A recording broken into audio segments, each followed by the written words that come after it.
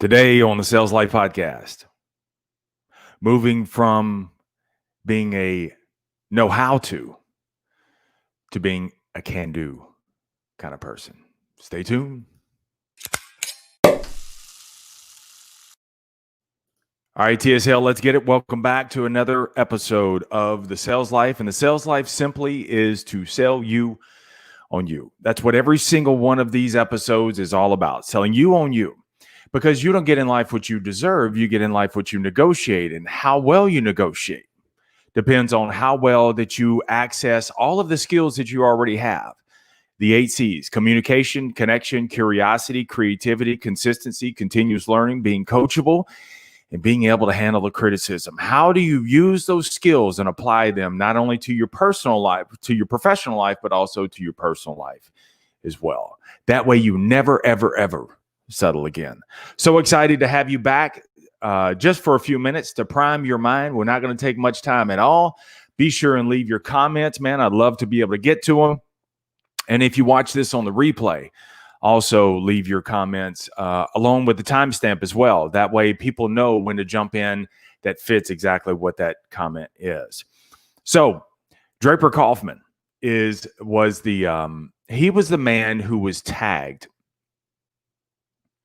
to organize the Navy's first demolition team. And this team came along to be the Navy SEALs. And so what Draper Kaufman was looking for when he was looking for these specialists to be in the Navy's demolition team, to become a SEAL, he was looking for people or for men who could make it versus the men who can make it. There's a big difference. See, the can make it's were the ones who fit the bill. They looked the part, yet they ended up fizzling out. They couldn't make it in certain situations. But the could make it's were the ones who bottomed out, yet they came out the other side. And there's a big difference between those who know how to do something versus the ones who can do something. Big difference. I mean, I know how a car is put together, right? I know there's a vendor, there's an assembly line. It gets to the end of the assembly line. It gets inspected. It gets put on a rail car. It gets brought to a yard. It gets put on a truck. It gets brought to the dealership. I know how a car's put together. But can I do it? Hell no, I can't. See, that's the difference with a know-how versus a can-do. And most people, if you think about it, most people know how, but few can do. See, 90% of people in this world, they know how to be a success. Whatever success it is, whether they want to lose weight, whether they want to save money, whether they want to accumulate wealth, whether they want to become a top producer, 90% of people know that. Hell, probably 100% of people know that. But only about 10%. About the same attrition rate for people who become SEALs. About only 10% of those people can do what it takes to become a success. Because a can do means that you got to bottom out. It means that you got to push through when there's an urge to turn back. See, and I've met like brainiacs, dude, who know how to, right? And we've probably worked with all kind of people. I mean, they know how to do something. They're technically sound. They're theoretically sound. They know how to do something.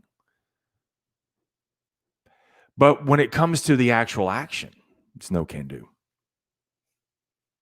See, I can teach you how to sell vehicles. I can teach you how to sell.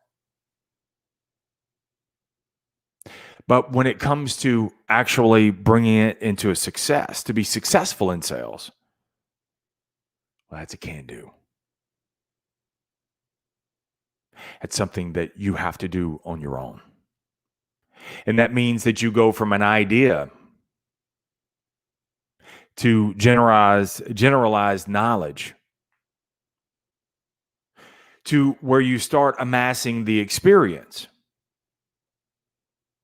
But then you keep reapplying it.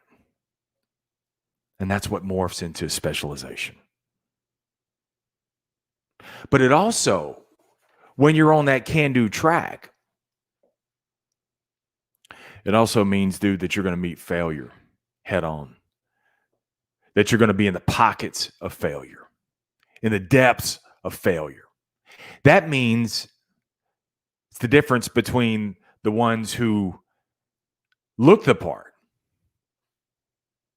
and the ones who actually became the part, where they bottomed out, yet they came out the other side. See, Navy SEALs have to fail.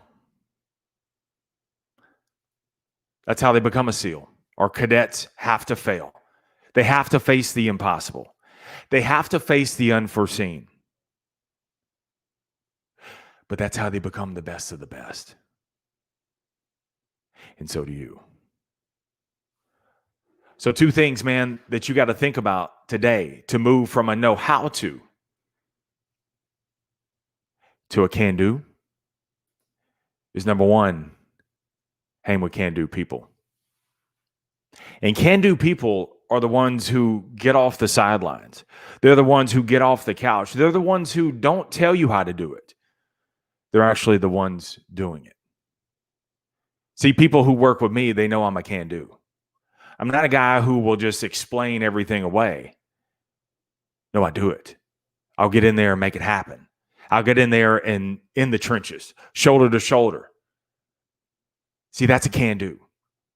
And see, if you're going to move from a know how to a can do, number 1, dude, you got to hang with can do people. And then the second thing is you got to be that can do person. And what it means to be a can do person is, what do you do when it's no longer fun? When it's 20 times harder than you expected?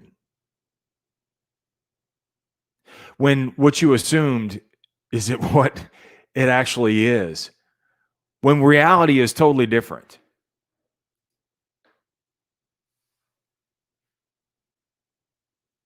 You're working your can do. And you've got to work your can do every single day. And refuse ever again to be a know-how kind of person. Remember, the greatest sale that you'll ever make is to sell you on you, because you're more than enough. Stay amazing. Stay in the sales life.